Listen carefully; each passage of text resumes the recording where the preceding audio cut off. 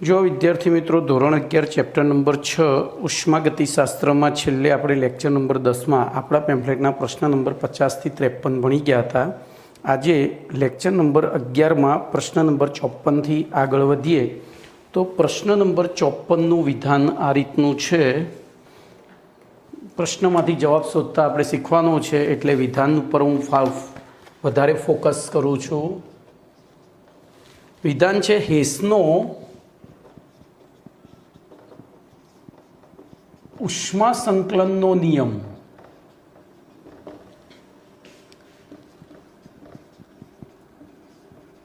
ઉદાહરણ આપી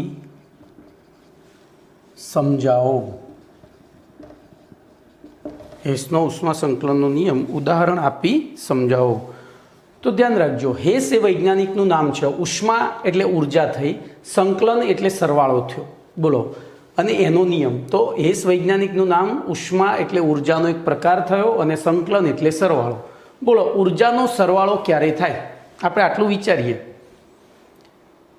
તો હું પહેલાં પ્રશ્ન નથી ચલાવતો, પહેલાં પ્રશ્નનો અર્થ સમજાવું છું. તો ઉર્જાનો સરવાળો, દાખલા તરીકે ધ્યાન રાખજો, સીધી જ વસ્તુ હું તમને કહું કે બે મિત્રો અહીંથી બોમ્બે જાય છે, અહીંથી મુંબઈ જાય છે.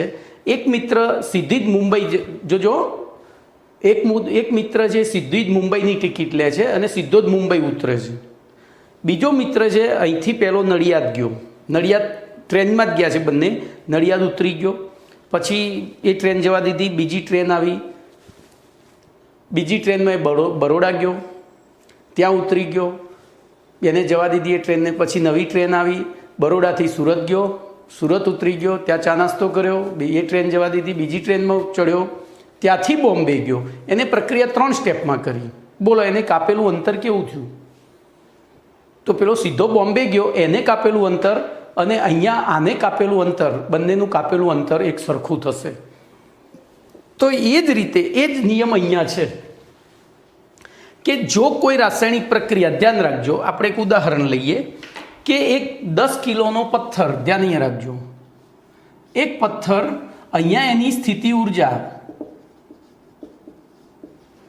ધારો કે 100 કિલો જૂલ છે, અને એ અહીંયા પડે, એ પથ્થર અહીંથી અહીંયા નીચે આવે તો આપણને ખબર છે સ્થિતિ ઉર્જા U બરાબર mgh પ્રમાણે હાઇટ ઘટે તો ધારો કે આ 50 કિલો જૂલ થાય છે. તો આપણે એક પથ્થરને સીધો અહીંથી અહીંયા નાખીએ, બીજા એક પથ્થરને પહેલાં અહીંથી અહીંયા નાખીએ અને પછી ત્યાંથી અહીંયા નાખીએ. બોલો, અહીંથી આટલા વચ્ચે, હવે જો મેં એક્ઝેક્ટ સેન્ટર પોઈન્ટ લીધો છે તો આ 100 કિલો જૂલ હોય તો આ 75 હશે અને આ 50 થશે. તો પહેલા તબક્કામાં એને ગુમાવેલી ઉષ્મા કેટલી થઈ? -25. બીજા તબક્કામાં ગુમાવેલી પણ -25. બોલો, આમાં કુલ તબક્કામાં ગુમાવેલી કેટલી? તો કે -50. ગુમાવી છે એટલે માઇનસ છો ભાઈ, જોજો, 100માંથી 75 થયા એટલે ગુમાવી એટલે મુક્ત થઈ એટલે માઇનસ. તો બોલો, બંને રીતે આ પ્રક્રિયા બંને રીતે કરી. એક તબક્કામાં કરી તો એ થતો ઉર્જાનો ફેરફાર -50 કિલો જૂલ પર મોલ છે, અને બે તબક્કામાં કરી તો પણ બેનો સરવાળો કરી દો એટલે ટોટલ તો 50 જ થઈ ગયું ને, બરોબર? તો આ જ વસ્તુ હેસ નામના વૈજ્ઞાનિક, રશિયન વૈજ્ઞાનિકે સમજાવી હતી. તો હવે આપણે થિયરી લખવાની શરૂઆત કરીએ. થિયરી શું કહેવા માગે છે મેં તમને સમજાવી દીધું છે. થિયરી શું કહેવા માગે છે એ મેં તમને સમજાવી દીધું છે. બોલો, તો સૌથી પહેલાં આપણે પરિચય લખીશું. બોલો, પરિચયમાં શું લખીશું? તો ઈસવીસન 1940માં હેસ નામના રશિયન વૈજ્ઞાનિકે, બોલો શું કર્યું હશે? વિચારો તો તમે. હવે મેં તમને બધું જ શીખવાડી દીધું છે, બરોબર? તો હેસ નામના વૈજ્ઞાનિકે એકથી વધુ તબક્કામાં થતી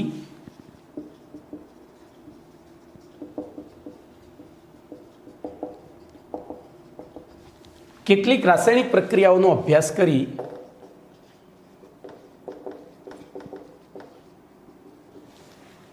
કેટલીક રાસાયણિક પ્રક્રિયાઓ દરમિયાન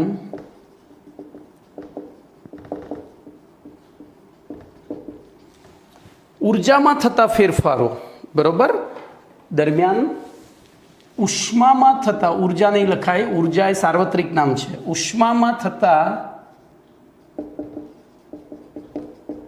ફેરફારોનો અભ્યાસ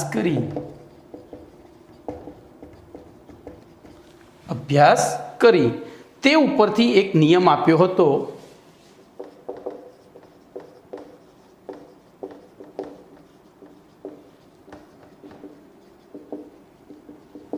જેને હેસનો ઉષ્મા સંકલનનો નિયમ કહે છે.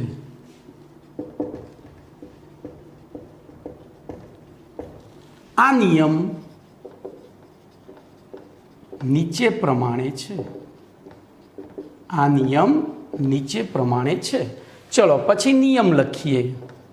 બોલો, નિયમ આપણે ઓલરેડી પેલા ઉદાહરણમાં ભણી ગયા હતા. શું લખીશું કહો? તો એકથી વધુ તબક્કામાં થતી રાસાયણિક પ્રક્રિયા દરમિયાન થતો કુલ ઉષ્માનો ફેરફાર એકથી વધુ તબક્કામાં થતી રાસાયણિક પ્રક્રિયા દરમિયાન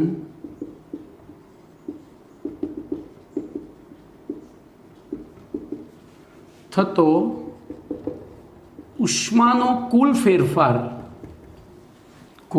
ફેરફાર તે પ્રક્રિયાના દરેક તબક્કા દરમિયાન થતા ઉષ્માના ફેરફારોના, જો આ શબ્દ બહુ મહત્વનો છે, બેઝિક, સરવાળા બરાબર હોય છે.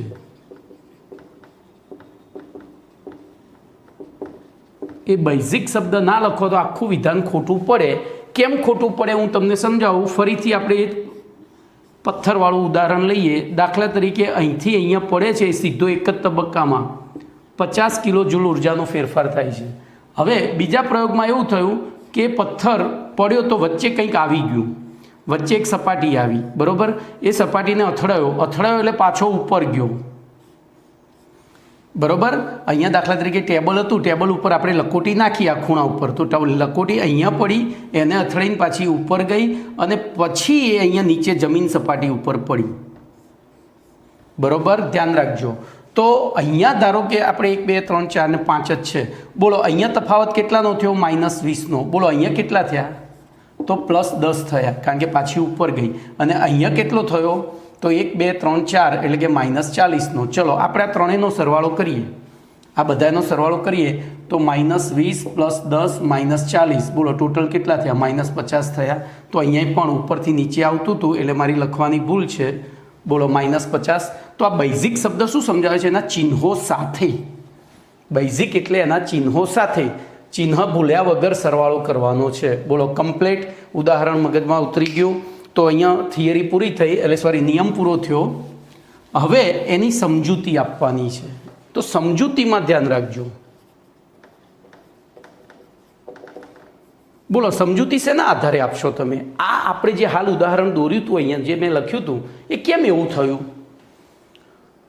તો ઉષ્માગતિશાસ્ત્રના પ્રથમ નિયમ અનુસાર અથવા તો ઉર્જા સંરક્ષણના નિયમ અનુસાર ઉર્જાનું સર્જન કે વિનાશ શક્ય નથી. અને એના કારણે આ લકોટી આ ટેબલની સપાટી ઉપર પડી, બરાબર.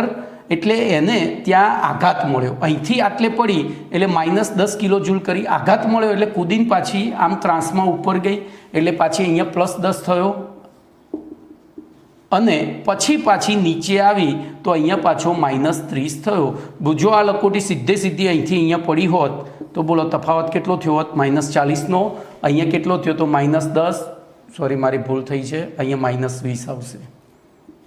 આ બે સ્ટેપ ઘટ્યો ને એટલે આપણે -20, પછી પાછું એક વધ્યો એટલે +10 અને પાછો, તો બોલો સરવાળો કરો, બોલો -40 આવી જાય છે. કમ્પ્લેટ. તો આ રીતે તમે આ જ ઉદાહરણ, તો બોલો આમાં કયા નિયમનું પાલન થયું છે? તો ઉષ્માગતિશાસ્ત્રના પ્રથમ નિયમનું. કેમ? તો ઉર્જાનું સર્જન કે વિનાશ શક્ય નથી. તેનું એક સ્વરૂપમાંથી બીજા સ્વરૂપમાં. તો અહીંયાથી આ લકોટી જ્યારે અહીંયા પડી એટલે એની ઉર્જા ઘટતી હતી. એ ઘટતી ઉર્જા કોને મળી? તો જ્યારે ટેબલની ધાર સાથે અથડી એટલે ટેબલને મળી. હવે ઉષ્માગતિશાસ્ત્રનો ત્રીજો નિયમ, આઘાત અને પ્રત્યાઘાત સમાન પરંતુ વિરુદ્ધ દિશામાં હોય તો એ જે ઉર્જા મળી એ જ ઉર્જામાંથી એને વાપરી જેટલું થયું હતું એટલું જ આપ્યું એટલે પાછી ઉપર ગઈ, એમાંથી કેટલીક ઉર્જા એને શોષી લીધી અને બાકીની પાછી આપી એટલે જો 20 કિલો મળી હતી એમાંથી 10 કિલો પાછી આપી એટલે પાછું ઉપર ગયું અને પછી રસ્તામાં કંઈ નહોતું તો એ નીચે આવી ગઈ. એટલે તો અહીંયા આપણે સમજૂતીમાં લઈશું. તો સમજૂતીમાં ધ્યાન રાખજો, ઉષ્માગતિશાસ્ત્રના પ્રથમ નિયમ અનુસાર ઉષ્માના પ્રથમ નિયમ અનુસાર ઊર્જાનું સર્જન કે વિનાશ શક્ય નથી. તેનું માત્ર એક સ્વરૂપમાંથી બીજા સ્વરૂપમાં રૂપાંતરણ થાય છે. બરોબર, આપણે આખો નિયમ જ લખી નાખ્યો. આથી જોજો થાય છે. આથી હવે આપણે અહીંયા ઉષ્મા શબ્દ વાપરવાનો છે. ઉષ્મા સંકલનનો નિયમ છે. ઉષ્માને લેટિન ભાષામાં એન્થાલ્પી કહેવામાં આવે છે અને એન્થાલ્પી આવે એટલે પ્રક્રિયા કઈ પરિસ્થિતિમાં થાય? અચળ દબાણે. આથી અચળ દબાણે થતી પ્રક્રિયાઓ દરમિયાન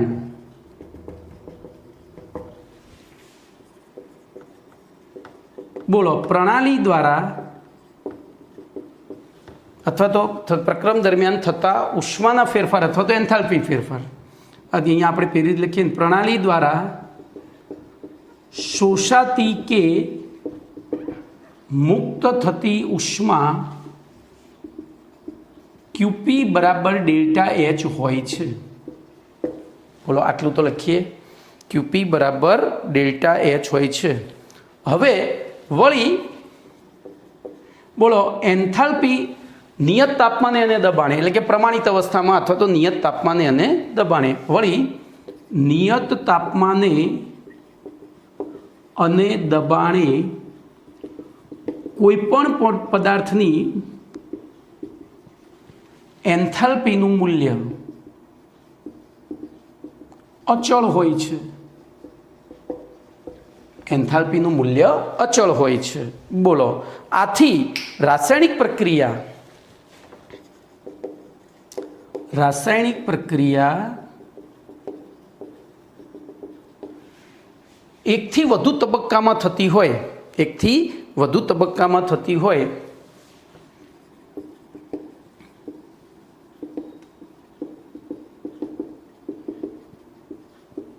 તો પણ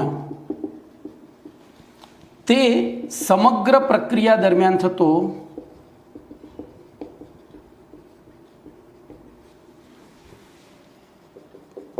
ઉષ્માનો કુલ ફેરફાર અચળ રહે છે. ઉષ્માનો કુલ ફેરફાર અચળ રહે છે. આ બાબત નીચેના ઉદાહરણ દ્વારા સમજાવી શકાય. આ બાબત નીચેના ઉદાહરણ દ્વારા સમજાવી શકાય છે. બોલો ક્લિયર? તો ખાસ અહીંયા આ વસ્તુ લખજો કે ઉષ્માગતિશાસ્ત્રના પ્રથમ નિયમ અનુસાર ઉર્જાનું સર્જન કે વિનાશ શક્ય નથી. આથી માત્ર તેનું એક સ્વરૂપમાંથી બીજા સ્વરૂપમાં રૂપાંતરણ થાય. આથી અચળ દબાણે થતી પ્રક્રિયાઓ દરમિયાન પ્રણાલી દ્વારા શોષાતી કે મુક્ત થતી ઉષ્મા ક્યુપી બરાબર ડેલ્ટા એચ હોય છે. વળી નિયત તાપમાન અને દબાણે કોઈપણ પદાર્થની એન્થાલ્પીનું મૂલ્ય અચળ હોય છે. આથી રાસાયણિક પ્રક્રિયા એક તબક્કામાં થાય કે એકથી વધુ તબક્કામાં થાય.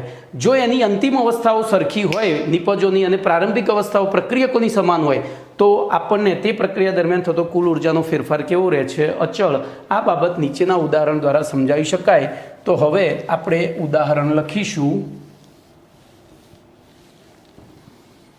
તો ઉદાહરણમાં આપણે ગ્રેફાઇટની દહન પ્રક્રિયા વિચારીશું. જો હું 2 તબક્કામાં ગ્રેફાઇટની દહન પ્રક્રિયા કરીશ, બરોબર, તો પહેલું ગ્રેફાઇટનું અપૂર્ણ દહન કરીશ તો સી સોલિડ પ્લસ બોલો હાફ O2 લો ગીવ્સ CO ગેસ થાય.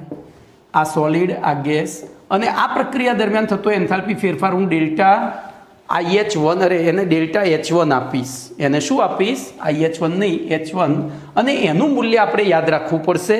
એ મૂલ્ય છે -110.54 કિજુ પ્રતિ મોલ. ચલો આ પહેલો તબક્કો હતો. હવે આ જે CO ઉત્પન્ન થયું એનું ફરીથી દહન કરું તો CO gas plus half O2 gas, બોલો શું બનશે? CO2 gas. શું બનશે?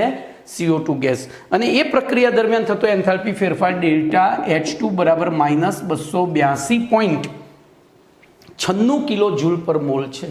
282.96 કિલો જૂલ પર મોલ છે. હવે તો આ તબક્કો 2 થયો. હવે એક જ તબક્કામાં આખી પ્રક્રિયા કરું તો C solid plus O2 gas gives CO2 gas. તો ત્યાં જે ડેલ્ટા H મળે છે આપણને એ ડેલ્ટા Hનું મૂલ્ય પેલા બેના સરવાળા જેટલું, એટલે કે -393.5 કિલો જૂલ પર મોલ મળે છે. કેટલું? એટલે કે અહીંયા ડેલ્ટા H બરાબર શું લખી શકાય? ડેલ્ટા H બરાબર delta H1 plus delta H2. બોલો આપણો નિયમ સાબિત થઈ ગયો. આ પ્રક્રિયા આપણે એક જ તબક્કામાં કરી, કાર્બનને પૂરેપૂરો ઓક્સિજન આપી દહન કરી CO2 બનાવ્યો તો આટલી ઉર્જા મુક્ત થઈ. પછી 2 તબક્કામાં પહેલાં અપૂર્ણ દહન કરી CO બનાવ્યો, એટલે કે કાર્બન મોનોક્સાઇડ બનાવ્યો, અને એ COનું દહન કરી અને CO2 બનાવ્યો. તો કાર્બન મોનોક્સાઇડના રચના દરમિયાન એની એન્થાલ્પી ફેરફાર -110.54 મળ્યો અને એના દહન પ્રક્રિયામાં -282.96 મળ્યો. એ બેનો સરવાળો કરીએ તો આપણો નિયમ સાબિત થઈ ગયો. કોઈપણ પ્રક્રિયા એક તબક્કામાં થાય અથવા એકથી વધુ તબક્કામાં થાય તે પ્રક્રિયા દરમિયાન થતો કુલ એન્થાલ્પી ફેરફાર કેવો રહે છે? અચળ. બોલો કમ્પ્લીટ. ચલો હવે તો અહીંયા તમારો પ્રશ્ન નંબર, હવે ધ્યાન રાખજો આની ઉપયોગિતા. આની ઉપયોગિતા શું? આ નિયમ જે ભણ્યા એની ઉપયોગિતા શું છે? તો ધ્યાન રાખજો, ઉપયોગિતામાં સૌથી પહેલી તો હેસના ઉષ્મા સંકલનના નિયમની મદદથી વિવિધ રાસાયણિક પ્રક્રિયાઓના સરવાળા બાદબાકી કરી શકાય છે. રાસાયણિક પ્રક્રિયાઓના સરવાળા કે બાદબાકી કરી શકાય છે. જોજો, કેમેસ્ટ્રીમાં ગણિત આવ્યું અને આ ગણિત પેલા ગણિત જે તમે જાણો છો એના કરતાં જુદું છે. પેલા ગણિતમાં 2 + 2 હંમેશા 4 થાય, એમાં 2 + 2 10 થાય ને 5 થાય ને 2 થાય, નક્કી નહીં, તમારે નક્કી કરવાનું છે. ઓકે. પછી બીજો ઉપયોગ, બોલો અતિ ઝડપથી થતી પ્રક્રિયાઓ દરમિયાન થતા ઉષ્માના ફેરફારો નક્કી કરી શકાય છે.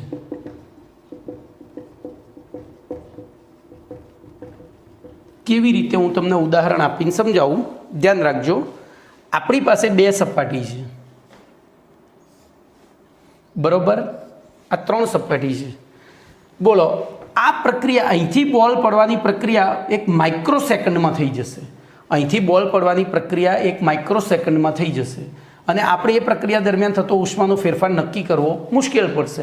તો એવી પરિસ્થિતિમાં આપણે શું કરીશું? પહેલાં બોલને અહીંથી અહીંયા પાડીશું, બરોબર? આ ડેલ્ટા H1 નોંધીશું. પછી અહીંથી અહીંયા પાડીશું, આ ડેલ્ટા H નોંધીશું. બોલો અહીંયા ડેલ્ટા H2 હોય તો implies delta H1 plus delta H2 થાય. આપણે શું નોંધી શક્યા? Delta H2. તેથી ડેલ્ટા H2 બરાબર delta H minus delta H1. પતી ગયું. તો આવી ખૂબ જ ઝડપથી થતી, હવે ખૂબ જ ઝડપથી થતી હોય એટલે ઉર્જાનો ફેરફાર ખૂબ જ ઓછો હોય, આટલું યાદ રાખવાનું. તો જ પ્રક્રિયા ઝડપથી થાય. જો ઉર્જાનો ફેરફાર વધારે હોય તો પ્રક્રિયા ધીમી થઈ જાય, બરોબર? તો ઉર્જાનો ફેરફાર ખૂબ જ સૂક્ષ્મ છે. એવી પરિસ્થિતિમાં આપણે પ્રક્રિયા કરવા માટે શું કરીશું? તો પહેલાં એ બોલને અહીંથી અહીંયા પાડ્યો, અહીંથી અહીંયા પાડ્યો, એટલે આ તો 2 ધીમી પ્રક્રિયાઓ થઈ કારણ કે ઉર્જાનો ફેરફાર વધારે છે. તો આ એક સમગ્ર પ્રક્રિયા થઈ. આ એનો એક તબક્કો થયો ને આ બીજો તબક્કો. તો પહેલા તબક્કાનું આપણે માપન કરી શક્યા, બીજાનું ના કરી શક્યા. તો ટોટલમાંથી પહેલો તબક્કો બાદ કર્યો. બોલો ટોટલમાંથી પહેલો તબક્કો બાદ કર્યો એટલે બીજો તબક્કો. તો બોલો અહીંયા પછી તો પ્રાયોગિક રીતે અતિ ઝડપી પ્રક્રિયાઓ દરમિયાન થતા ઉષ્માના ફેરફારો નક્કી કરી શકાય. અતિ ઝડપી એટલે કે જે પ્રાયોગિક રીતે શક્ય નથી એવી પ્રક્રિયાઓના દરમિયાન થતા ઉષ્માના ફેરફારો, અહીંયા મેં લખવામાં થોડી ભૂલ કરી છે. બોલો શું કરીશું? અતિ ઝડપથી થતી પ્રક્રિયાઓ દરમિયાન થતા અતિ ઝડપથી પ્રક્રિયાઓ દરમિયાન થતા ઉષ્માના ફેરફારો પ્રાયોગિક રીતે નક્કી કરી શકાતા નથી.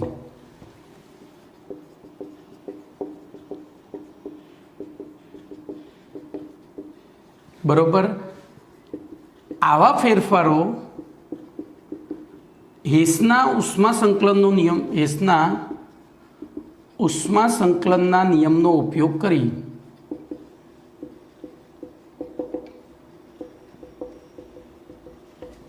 સૈદ્ધાંતિક રીતે નક્કી કરી શકાય છે. સૈદ્ધાંતિક રીતે નક્કી કરી શકાય છે. અને આ પછી એક કોમન ઉપયોગ બોલો પ્રક્રિયા એન્થાલ્પી, સર્જન એન્થાલ્પી, દહન એન્થાલ્પી, તટસ્થીકરણ. તો આ નિયમની મદદથી સર્જન એન્થાલ્પી, દહન એન્થાલ્પી, પછી તટસ્થીકરણ એન્થાલ્પી, ઉર્ધ્વીકરણ એન્થાલ્પી, ગલન એન્થાલ્પી, જેટલી એન્થાલ્પીઓ યાદ આવડે એ બધી લખી નાખવાની. પરમાણ્વીયકરણ એન્થાલ્પી, બંધ એન્થાલ્પી વગેરે જેવી એન્થાલ્પીના મૂલ્યો નક્કી કરી શકાય છે.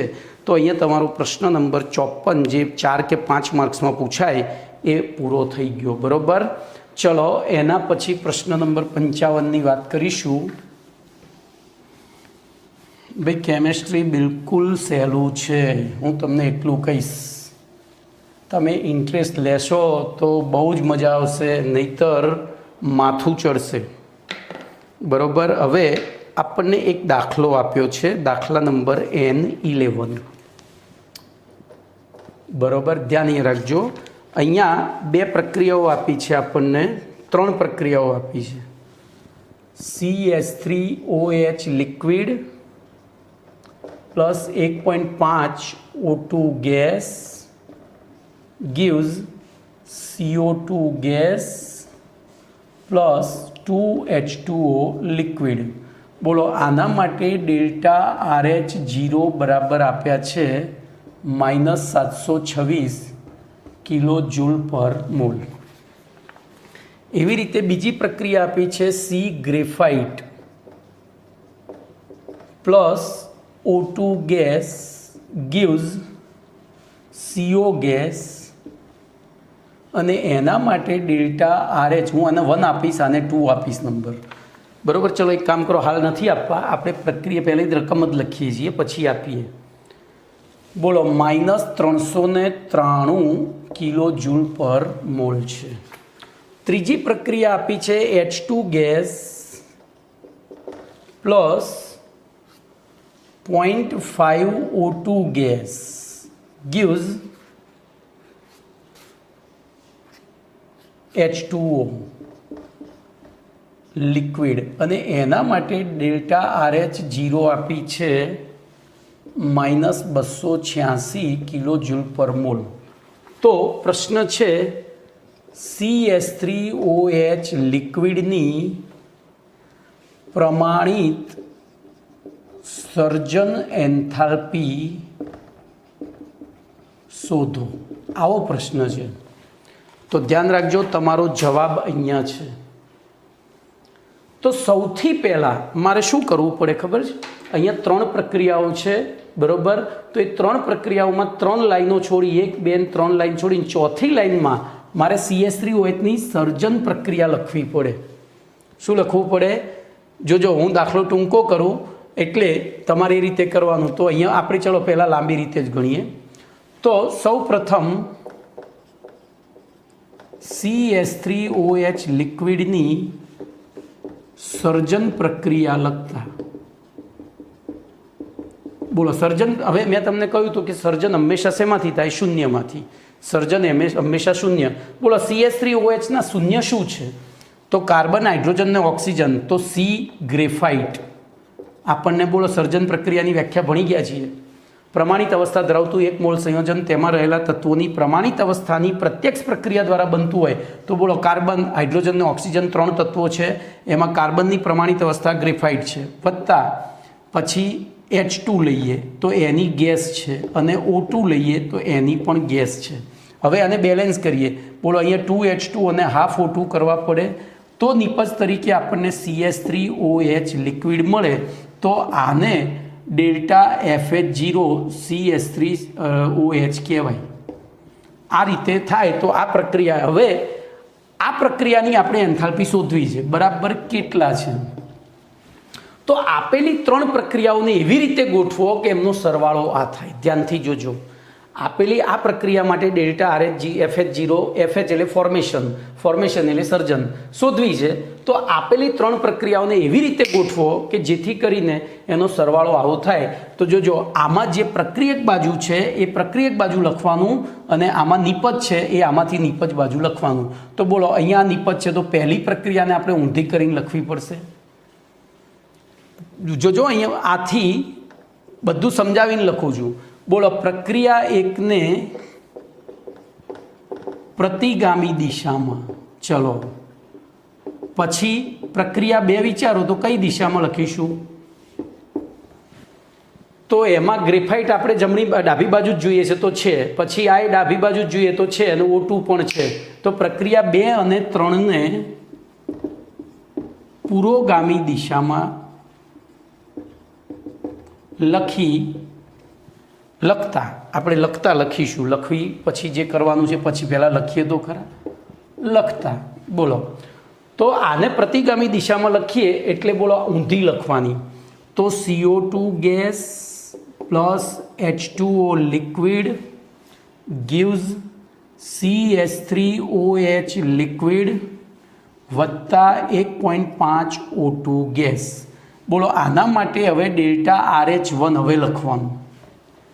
બોલો કેવું, તો જો પુરોગામીમાં આટલી ઉર્જા મુક્ત થતી હોય તો પ્રતિગામીમાં શું થાય, શોષાય. અહીંયા મુક્ત થતી હતી એટલે માઇનસ, તો શોષાય એટલે પ્લસ 726 કિલો જૂલ પર મોલ. ચલો જોજો, હવે તો આ બે તો એમના એમ લખી દઈએ. તો બોલો C graphite plus O2 gas gives CO gas અને એના માટે ડેલ્ટા RH20 બરાબર -393 કિલો જૂલ પર મોલ. અને ત્રીજી લખી દઈએ H2 ગેસ. હવે જોજો, એ પહેલાં આપણે બેલે જોવાનું કે અહીંયા H2ની કેટલાની જરૂર છે, O2ની કેટલાની જરૂર. તો બોલો અહીંયા H2 કેટલા જોઈએ છે, 2. તો આખી પ્રક્રિયાને 2 વડે ગુણી નાખવાની. તો 2H2 ગેસ પ્લસ બોલો શું થશે, તો O2 ગેસ થઈ જશે 2 વડે ગુણ્યો એટલે, અને અહીંયા થશે 2H2O લિક્વિડ. શું થશે, 2H2O લિક્વિડ. બરોબર, કમ્પ્લીટ ને. તો હવે એ ડેલ્ટા RH30 થયું. હવે જોજો, અહીંયા તમારે આ મોલ શબ્દ કાઢી નાખવો પડશે, કિલો જૂલ જ લખવાનું ખાલી. કેમ ભાઈ, અત્યારે હાલ આપણે કોને શોધી રહ્યા છીએ, આને શોધી રહ્યા છીએ, પછી છેલ્લે આના ઉપરથી. તો હાલ કિલો જૂલ. બોલો આ પ્રક્રિયાને આપણે 2 વડે ગુણી છે. આ પ્રક્રિયાને 2 વડે, મારી ભૂલ છે અહીંયા બગડો આવશે, જુઓ આવ્યો. તો 2 વડે ગુણતા તો પેલી જે 286 હતી એટલે 28 દુ 56, 56 એટલે 560 ને બીજા 12 એટલે -572 કિલો જૂલ. જોજો મેં અહીંયા વચ્ચે જગ્યા રાખી છે, અહીંયા થોડું સુધારો કરું. પ્રક્રિયા 2 અને 3, પ્રક્રિયા 2ને પુરોગામી દિશામાં અને પ્રક્રિયા 3ને 2 વડે ગુણી, આપણે 2 વડે ગુણી, આપણને હવે ખબર પડી એટલે મેં જગ્યા રાખી હતી. 2 વડે ગુણી પુરોગામી દિશામાં લખી તેમનો સરવાળો કરતા બોલો હવે આપણે આનો સરવાળો કરીએ. બોલો તો પહેલું તો અહીંયા હજુ એક ભૂલ લાગે છે, અહીંયા બગડો આવે, અહીંયાય બગડો આવે. મારે પેમ્પલેટમાં જોવું પડશે, ત્યાં છાપવાની ભૂલ છે. હા ભાઈ, ત્યાં છાપવાની ભૂલ છે, બરાબર. એટલે રકમમાં ભૂલ છે, દાખલામાં નથી, ગણતરીમાં ભૂલ નથી, રકમમાં ભૂલ છે. ચલો, તો બોલો, સામે આ CO2 અહીંયા પ્રક્રિયક તરીકે, અહીંયા નિપજ તરીકે ઉડી ગયું. આપણે પહેલેથી ચાલુ કરવાનું. પછી 2H2O લિક્વિડ, 2H2O લિક્વિડ ઉડી ગયું. પછી બોલો, અહીંયા 2 O2 છે, અહીંયા 1.5 O2 છે, તો આને ઉડાડી દો, આને ઉડાડી દો, તો અહીંયા 0.5 O2 થઈ જાય. ખબર પડી? આ 2 થઈને 2 O2 હતા, અહીંયા 1.5 હતા, તો આનો સરવાળો કરીએ તો બોલો શું થયું? C graphite plus 2H2 gas plus half O2 gas. બોલો, જમણી બાજુ શું વધ્યું? તો CS3OH લિક્વિડ. બોલો, આ તો શું થઈ ગઈ? આની સર્જન પ્રક્રિયા. અને એના માટે ડેલ્ટા FH0 બરાબર, બોલો હવે delta RH10 plus delta RH20 plus delta RH30. અને તેથી ડેલ્ટા FH0 બરાબર, બોલો પ્લસ 726 માઇનસ 393 માઇનસ 572 બરાબર. બોલો, સરવાળો કરીશું તો કેટલો થશે? તો એ સરવાળો માઇનસ 239 કિલો જૂલ થશે. ધ્યાન રાખજો. હજુ જવાબ તમારે હવે લખાય કે આ પ્રક્રિયા દરમિયાન, સર્જન પ્રક્રિયા દરમિયાન 1 મોલ CH3OH બને છે. તેથી બોલો, પ્રમાણિત સર્જન એન્થાલ્પી, તેથી CH3OH લિક્વિડની ડેલ્ટા FH0 બરાબર માઇનસ 239 કિલો જૂલ પર મોલ. આ ખાસ ધ્યાન રાખજો. અહીંયા નહોતું તો અહીંયા કેવી રીતે આવ્યું? તો આ એક જ મોલ હતો. ધારો કે અહીંયા 2 મોલ બનતા હોત તો શું કરવું પડે? આપણે આ મૂલ્યને 2 વડે ભાગીને જવાબ લખવો પડે.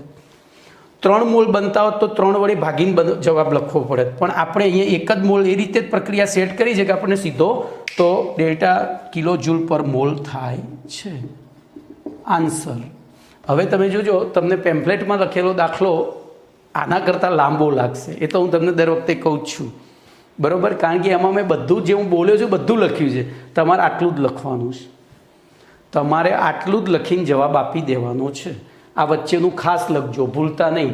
તો પહેલી સર્જન પ્રક્રિયા લખતા હાથી પ્રક્રિયા એકને પ્રતિગામી, અને એ રીતે સમજીને આ રકમમાંથી તમારે સમજીને જ ગણતરી કરવાની છે, બરાબર. તો તમારો જવાબ અહીંયા ઇઝીલી આવી જાય. ચલો, એના પછી દાખલા નંબર 12ની વાત કરીએ.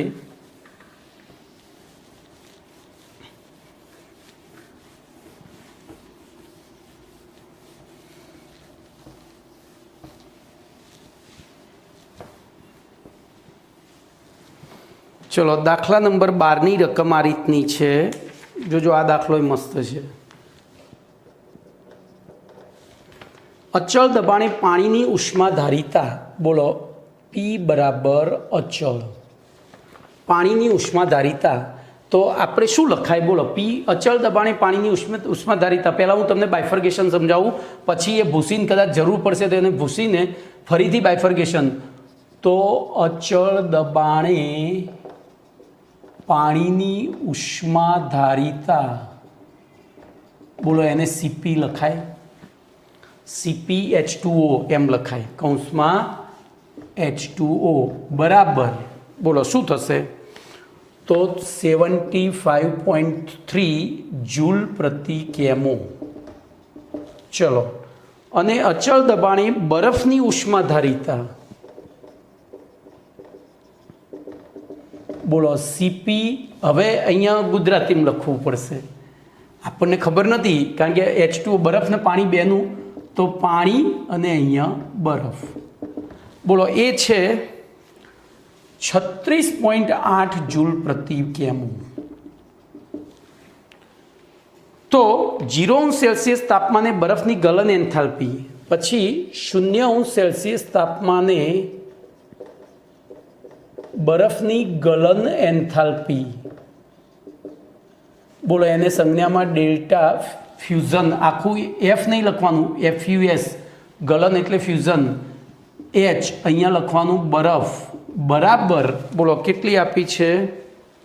તો 6.03 કિલો જૂલ પર મોલ. હવે જો અહીંયા જૂલ છે, આ જૂલ છે, તો કિજુ પર મોલની જગ્યાએ આપણે 6030 જૂલ પ્રતિ મોલ લખી દઈએ. કેમ? તો આ જૂલ જૂલ હતું એટલે એકમ સમાન બનાવ્યા. તો 1 મોલ પાણીને -10°C -10°C સુધી ઠારવામાં આવે તો તે પ્રક્રિયા દરમિયાન થતો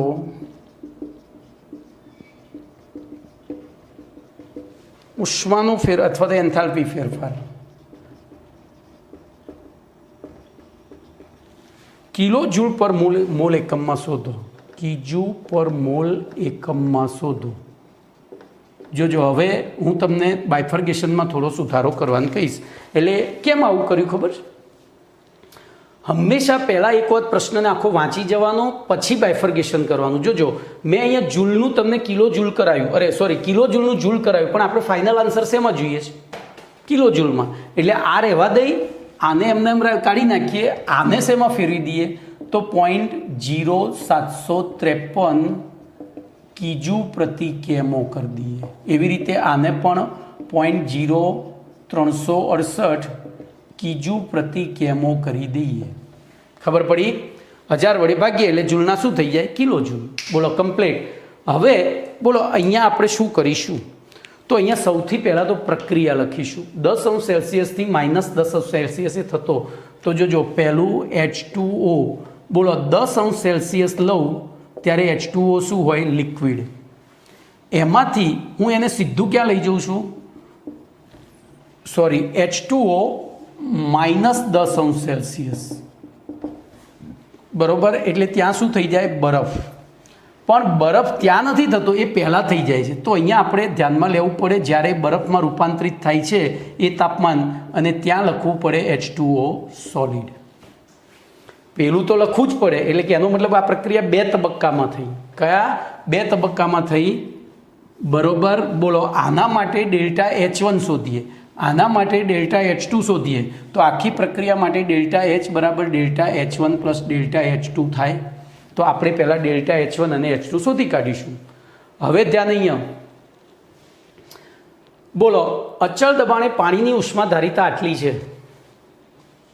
બરોબર. હવે ઉષ્માધારિતાનું સૂત્ર આપણને ખબર હતી, CP બરાબર ΔH/T. CP બરાબર, જો CV હોત તો ΔU/T થાત. અચળ કદે હોય તો ΔU/. બરોબર. તો આપણે અહીંયા જો અહીંયા હું થોડું ઉપર લખું છું. એક કામ કરો, આને અહીંથી ગણતરી શરૂ કરીએ.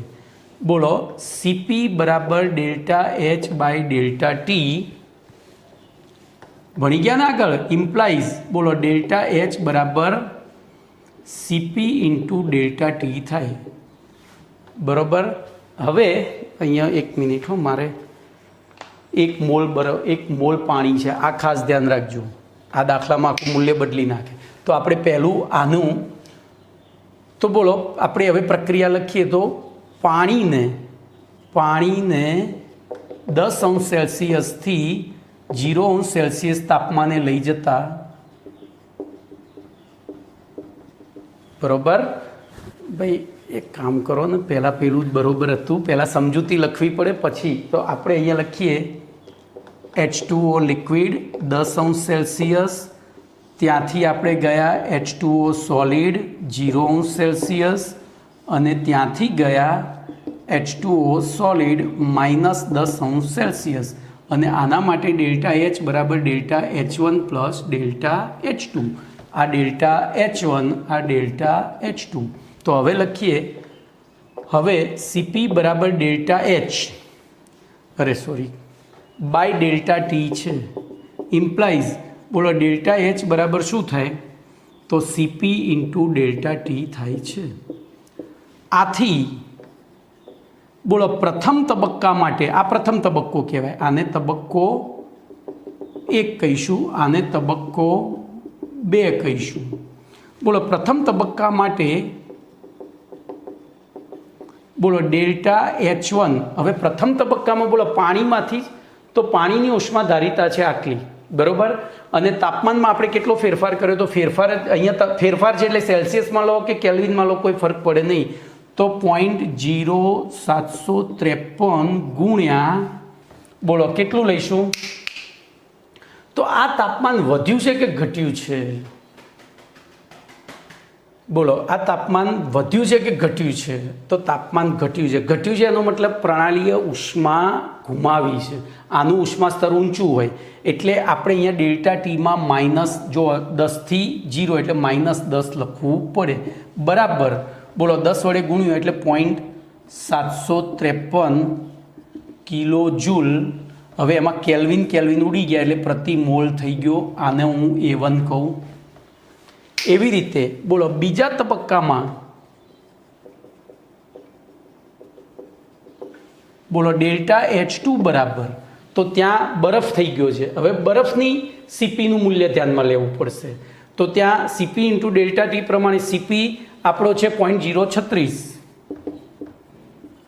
અને ગુણ્યા -10, કારણ કે એમાં 0 થી -10 છે એટલે શું થયું છે, બોલો તફાવત તો -10 નો 10 જ રહ્યો, તો 0.368 કિલો જૂલ પ્રતિ mall A2.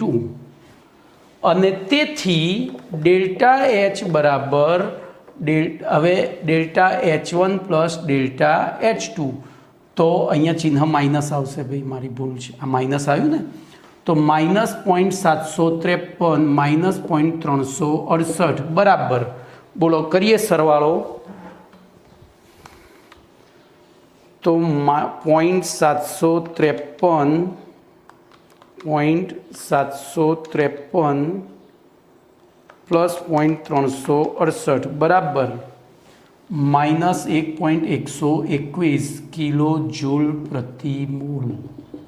Answer kilo joule પ્રતિ મોલ. બોલો હવે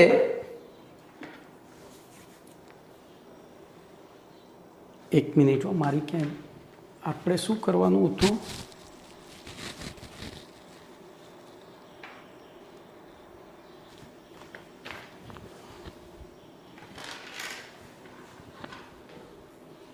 બોલો જવાબ આવ્યો તો નથી આવ્યો, કેમ નથી આવ્યો, તો અહીંયા આ એક સૂક્ષ્મ તબક્કો આપણે ભૂલી ગયા. જો આ રકમમાં આપ્યું છે એક સૂક્ષ્મ તબક્કો આપણે ભૂલી ગયા, આ ભૂલ તમારાથી ન થવી જોઈએ.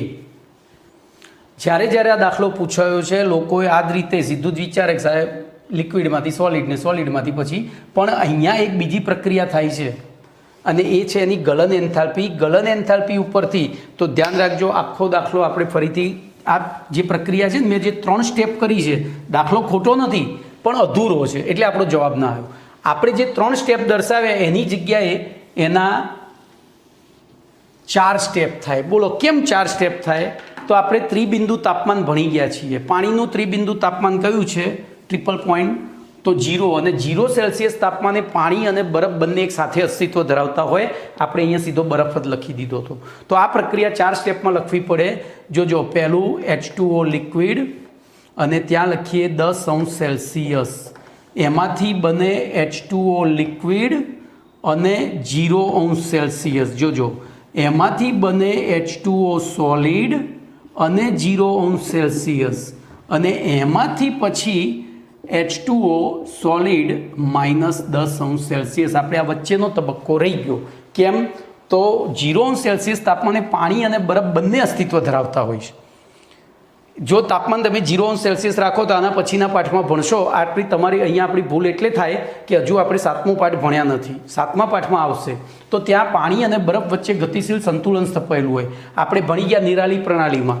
બોલો એક થર્મોસમાં પાણી ભરી એમાં બરફનો ટુકડો નાખી દઈએ તો શું થાય, તો શરૂઆતમાં બરફનો ટુકડો ઓગળે પણ પછી એક વખત બંનેનું તાપમાન સમાન થઈ જાય પાણી અને બરફનું તો એ ઓગળતો નથી. તો અહીંયા જુઓ કમ્પ્લેટ, પણ એ ઓગળતો નથી એનો મતલબ એવો નથી કે ત્યાં પ્રક્રિયા નથી, થાય છે. જેટલી ઉષ્મા પાણી ગુમાવે છે એટલું બરફ મેળવે છે, એટલે બરફ પીગળે છે, પણ પાણીએ પાછી બરફ ઉષ્મા ગુમાવી એટલે પાછું શું થઈ ગયું, તો અહીંયા આપણે ડેલ્ટા H1 ડેલ્ટા H2 અને ડેલ્ટા H3 શોધવી પડશે. હવે લખાય અહીં CP બરાબર delta H by delta T અનુસાર ડેલ્ટા H બરાબર CP ઇન્ટુ ડેલ્ટા T થાય છે. આથી તબક્કા 1 માટે બોલો ડેલ્ટા H1 બરાબર શું થશે? તો ડેલ્ટા H1 હવે આની CP એટલે પાણીની CP આપણે તો 0.0753 ગુણ્યા -10 બોલો કિલો જૂલ પર મોલ કિજુ પ્રતિ મોલ થઈ ગયો. કેમ ભાઈ થયો?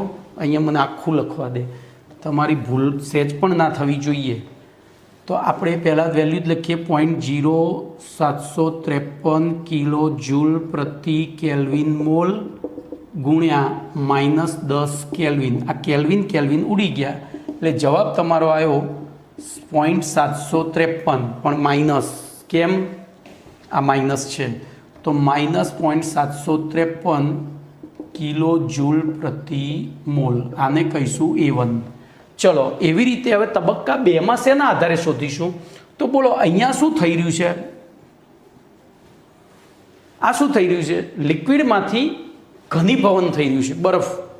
પણ આપણને ગલન એન્થાલ્પી આપી છે, એટલે કે આપણને આ દિશાની પ્રક્રિયાની એન્થાલ્પી આપી છે. તો ધ્યાન રાખજો અહીંયા આથી તબક્કા 2 માટે બોલો ડેલ્ટા H2 બરાબર શું થશે? માઇનસ ડેલ્ટા ફ્યુઝન H બરફ થશે. ખબર પડી હું શું કહેવા માગું છું? આપણે આ દિશામાં જઈ રહ્યા છીએ. આ દિશામાં એનું શું થઈ રહ્યું છે? તો લિક્વિડમાંથી સોલિડ એટલે કે ઘનીભવન થઈ રહ્યું છે, ઠારણ થઈ રહ્યું છે. શું થઈ રહ્યું છે? ઠારણ. પણ આપણને એન્થાલ્પી શેની આપી છે? તો ગલનની. હવે ગલન અને ઠારણ એકબીજાથી વિરુદ્ધ પ્રક્રિયા એટલે મેં અહીંયા માઇનસ આગળ લખ્યું. તો હું કિંમત લખી દઉં -6.03 કિજુ પ્રતિ મોલ. બોલો અહીંયા હું આને આન્સર 2 કરી દઉં. ચલો એવી રીતે તબક્કા 3 માટે બોલો ડેલ્ટા H3 બરાબર તો આપણી પાસે છે જ 0.0368 કિજુ પ્રતિ મોલ ગુણ્યા -10 કેલ્વિન. અરે કેલ્વિન ઉડી ગયા, બરાબર. તો જવાબ તમારો થયો -0.368 કિજુ પ્રતિ મોલ A3. અને તેથી બોલો ડેલ્ટા RH બરાબર delta H1 plus delta H2 plus delta H3. ચલો કિંમતો મૂકીએ. તો કિંમતો મૂકીશું તો શું થશે? તો પહેલી -0.753 પછી -6.03 -0.368 બધાનો એકમ કોમન કાઢી લઈએ કિજુ પ્રતિ મોલ બરાબર. હવે સરવાળો કરીએ તો 0.753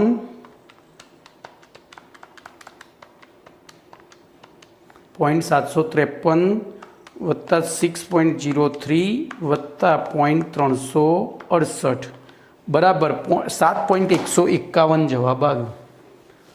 -7.151 કિલો જૂલ પ્રતિ મોલ. બરોબર. તો આ થયો તમારો દાખલો. ભાઈ આ વસ્તુ ના ભૂલતા, ખાસ મોટાભાગના વિદ્યાર્થીઓ આ ભૂલી જાય છે. ઓકે, તો અહીંયા તમારો દાખલા નંબર N12 પૂરો થયો. હવે આગળ વધીએ તો આગળ વધાય એવું છે નહીં, લેક્ચર પૂરું થઈ ગયું છે, ટાઈમ પૂરો થઈ ગયો છે. ઓકે, બીજું નેક્સ્ટ લેક્ચરમાં.